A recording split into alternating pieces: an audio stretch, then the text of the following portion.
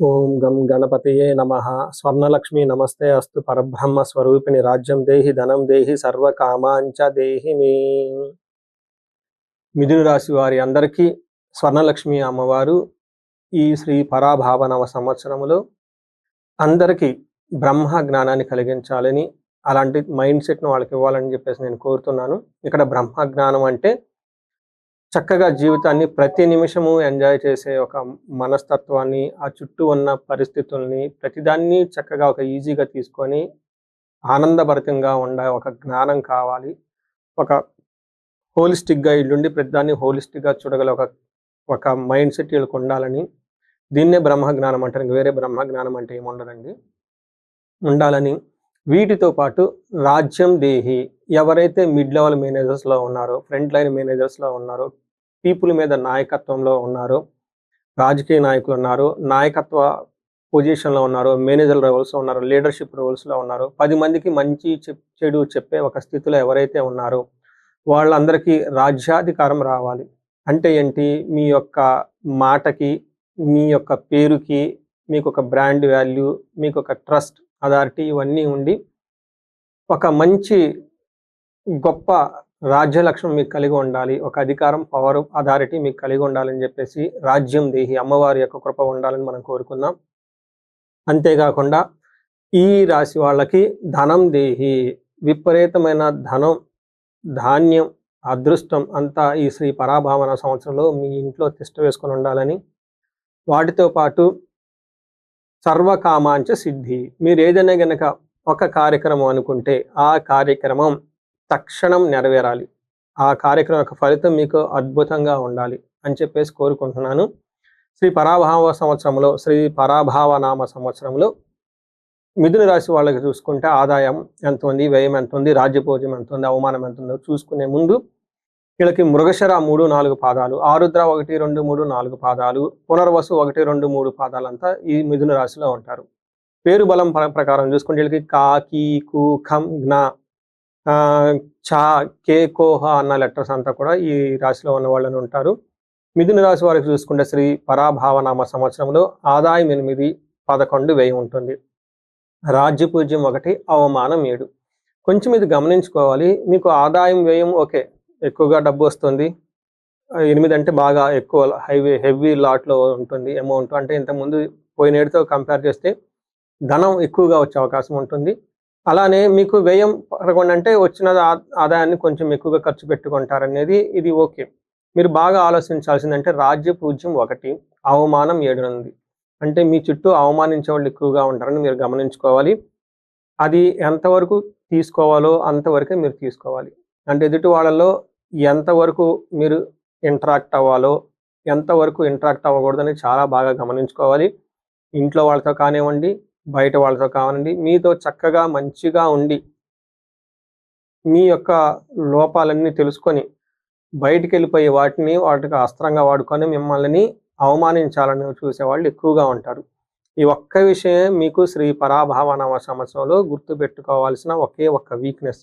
మిగతా అంతా చక్కగా ఉంటుంది. రెండోది 2026 సంవత్సరంలో 25వ సంవత్సరంతో ఈ రాశిలో వాళ్ళకు ఒక కామ్గా, కూల్గా వెళ్ళిపోయే ఒక రాశి లేదంటే ఈ మిథున రాశిని మీరు చెప్పుకోవాలి. ఈ రాశి చక్కగా కామ్గా, కూల్, వాళ్ళ పని వాళ్ళు చేసుకుంటూ వెళ్ళిపోతారు. పెద్దగా ఇబ్బందులు అయితే ఏమీ లేవని గమనించాలి.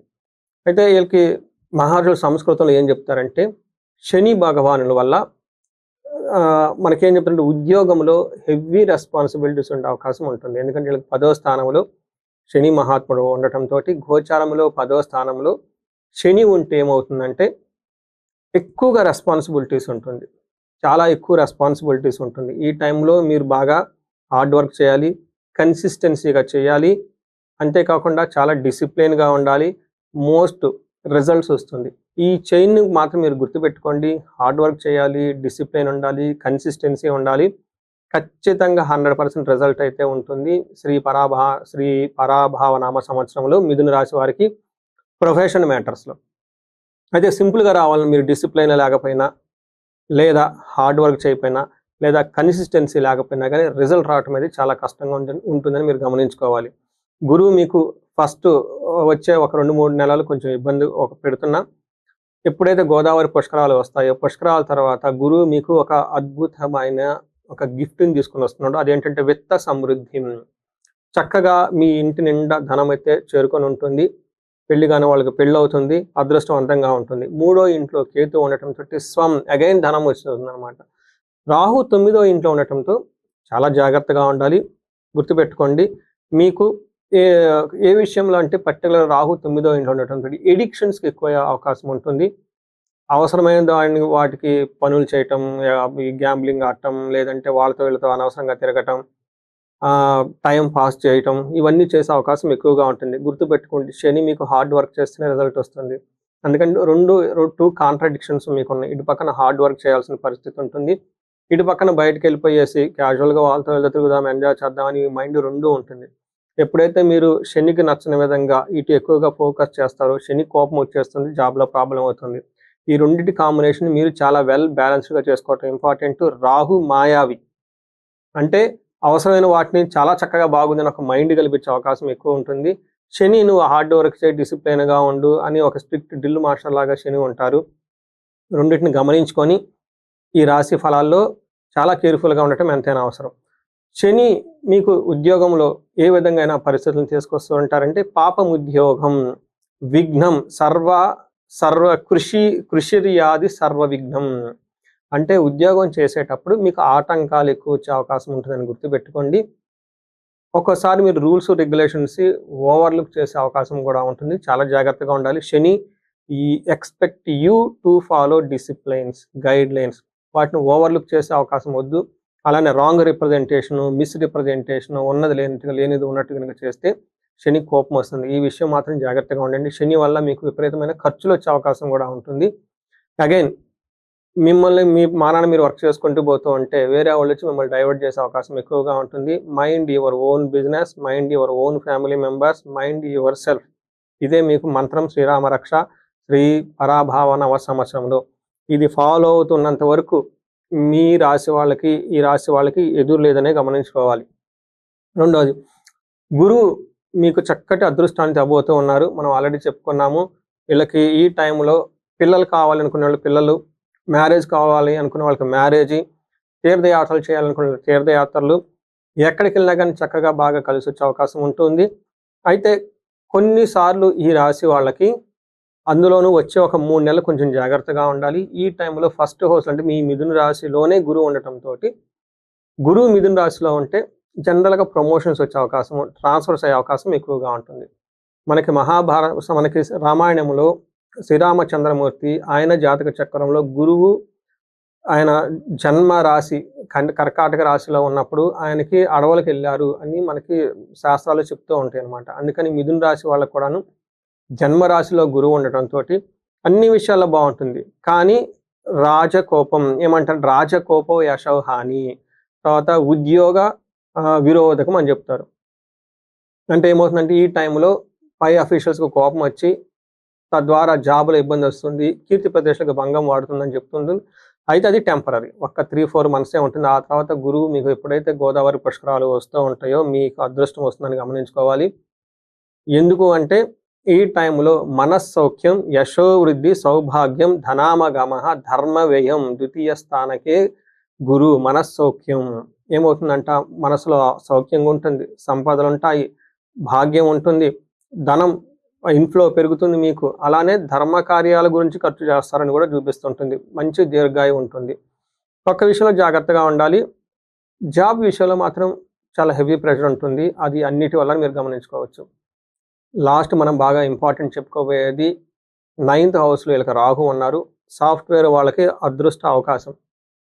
9th హౌస్‌లో ఫారిన్‌లో ఉన్న వాళ్ళకి, ఎన్ఆర్ఐలకి, సాఫ్ట్‌వేర్‌లో ఉన్న వాళ్ళకి చక్కగా అదృష్టాన్ని తీసుకొని వస్తారు. ఈ టైంలో ఒక్క విషయంలో కేర్‌ఫుల్‌గా ఉండాలి. 9th హౌస్‌లో రాహు ఉండటంతోటి మన ఆలోచనలన్నీ కొంచెం పక్కదావకెళ్ళే అవకాశం ఎక్కువగా ఉంటుంది. డైవర్షన్స్ ఎక్కువగా ఉంటాయని గమనించుకోవాలి. మనకి సపోర్ట్ మీకు చక్కగా సపోర్ట్ ఎవరైనా ఇచ్చేవాళ్ళు ఉంటే అవి దూరమయ్యే అవకాశం ఎక్కువగా ఉంటుంది. రెండోది, జనరల్‌గా సాఫ్ట్‌వేర్ కానివ్వండి, మిగతా వాళ్ళకి కానీ రాహు 9వ స్థానంలో ఉండటంతో మీకు కొంచెము ఏమంటారు, సపోర్ట్ ఇచ్చేవాళ్ళు, నమ్మించి మోసం చేసేవాళ్ళు కూడా ఎక్కువగా ఉంటారని గమనించుకోవాలి. ఈ ప్రకారంగా రాహు మీకు ఒక రకంగా మంచి చేస్తూ కొంచెం ఇబ్బందులు పెట్టి అనవసరమైన వాటిలో మీరు మీ మైండ్‌ని డైవర్ట్ అయ్యే అవకాశం ఉంటుందని గమనించుకోవాలి. మనం అంగగోచారం అనే ఒక కాన్సెప్ట్ ఉందండి. ఇందులో మృగశిర, ఆరుద్ర, పునర్వసు 3 నక్షత్రాలు ఇందులో ఉంటాయి. మృగశిర, ఆరుద్ర, పునర్వసు 3 నక్షత్రాలు ఇందులో ఉంటాయి. వీళ్ళకి గురువు వల్ల, శని వల్ల, రాహుకేతు వల్ల ఈ నక్షత్రం వాళ్ళకి ఎలా ఉందో చూసుకుంటే, గురువు వల్ల వీళ్ళకి రాజ్యము, సంపద అంటే మీకు అధికార ప్రాప్తి వస్తుంది. సంపదలుంటాయి. పరవాసము ఫారిన్ ఎళ్ళాలనుకున్న వాళ్ళకి, ఫారిన్ కనెక్షన్ ఉన్న వాళ్ళకి చాలా చక్కగా కలిసొస్తుంది. సర్వజన పూజ్యము అందరి నుంచి చక్కగా గౌరవింపబడుతూ బాగా గొప్పగా ఒక రిప్యుటేషన్, స్టేటస్ వచ్చే అవకాశం ఎక్కువగా ఉంటుంది. హెల్త్ విషయంలో కొంచెం జాగ్రత్తగా ఉండాలి ఈ నక్షత్రం వాళ్ళు. ఆరుద్ర నక్షత్రం వాళ్ళకి వీళ్ళకి రాజ్యం బావుంటుంది. అంటే వాళ్ళు చేసే పని చాలా బాగుంటుంది. మంచి ఉన్నతమైన పొజిషన్‌లో ఉంటారు. సంపద, ధన ప్రవాహం బావుంటుంది. హెల్త్ విషయంలో కొంచెం కేర్‌ఫుల్‌గా ఉండాలి. అయితే సర్వజన పూజ్యము అందరి నుంచి చక్కగా మీకొక గుర్తింపు వస్తుంటుంది. కొన్ని విషయాల్లో మీరు అనవసరమైన భయానికి గురయ్యే అవకాశం ఎక్కువగా ఉంటుంది గమనించుకోవాలి. పునర్వసు నక్షత్రం వాళ్ళకి చక్కగా మంచి ప్రమోషన్ వస్తుంది. పరవాసము ఫారిన్‌లో ఉండే అవకాశం లేదంటే ట్రాన్స్‌ఫర్ అయ్యే అవకాశం ఎక్కువగా ఉంటుంది. వీళ్ళకి కొంచెము కేతు వల్ల భయపడే అవకాశం ఎక్కువగా ఉంటుంది. రాహు వల్ల అనవసరమైన ఖర్చులు పెట్టుకొని ధనాన్ని కోల్పోయే అవకాశం ఎక్కువ ఉంటుందని గమనించుకోవచ్చు. ఇది చూసారు కదండీ మిథున రాశి వారికి. ఇన్ సమ్మరీ చెప్పుకుంటే ప్రొఫెషనల్ మ్యాటర్స్‌లో ఎక్కువగా ఫోకస్ చేయాల్సి ఉంటుంది. అనవసరమైన ఎక్స్‌పెండిచర్స్, అనవసరమైన ఖర్చులు, అనవసరమైన వాళ్ళతో తిరిగి అనవసరమైన నిర్ణయాలు తెచ్చుకునే అవకాశం ఎక్కువ ఉంటుంది కాబట్టి వాటిని కట్ చేసుకోవడం చాలా చాలా ఉత్తమం. బాగా కూల్‌గా, నార్మల్‌గా ఎళ్ళిపోయే రాశుల్లో మిథున రాశి వాళ్ళు ఒకటి. ఈ విషయాన్ని మనం ఇప్పటిదాకా చెప్పుకున్న వాటిలో కొన్ని విషయాలు ముఖ్యంగా మీరు మనసులో పెట్టుకొని చక్కగా ప్లాన్ చేసుకుంటే శ్రీ పరాభావనామ సంవత్సరంలో ఎంతో ఉన్నతంగా ఎదిగిపోయే అవకాశాలు ఎక్కువగా ఉన్నాయి. అయితే మీరు ఇండివిడ్యువల్‌గా జాతకం కూడా చూపించుకోవడం చాలా ఇంపార్టెంటు.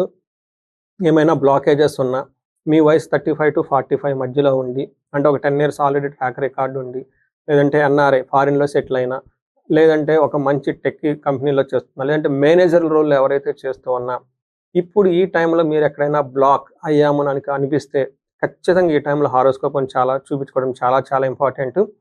మనకు తెలవకుండా కొన్ని బ్లాక్స్ అంటారు. ఇవి శాపాలు కానివ్వండి, దోషాలని చెప్తూ ఉంటారు. మీ జన్మ జాతకం చూస్తే అవి తెలుస్తూ ఉంటుంది. వాటికి తగు చిన్న చిన్న పరిహారాలు చేసుకుంటే లైఫ్ పదింతలు ముందుకెళ్ళిపోయే అవకాశం ఎక్కువ ఉంటుంది. ఈ రాశి వాళ్ళు ఎవరైతే ధనానికి ఇబ్బంది పడుతున్నారో స్వర్ణలక్ష్మి విశేష హోమము లేదా పాశుపత అభిషేకం చేపించుకుంటే ధన ప్రవాహం వస్తుంది. హెల్త్ చక్కగా ఉండడానికి అమృత మృత్యుంజయ పాశుపత అభిషేకం చేపించుకుంటే చాలా బాగుంటుంది. ఎవరికైనా శత్రుబాధలు విపరీతంగా ఉన్నారంటే చండీ హోమము, చండీ సంబంధించిన లేదంటే మన్యు పాశుపత అభిషేకం చేపించుకుంటే చాలా బాగుంటుంది.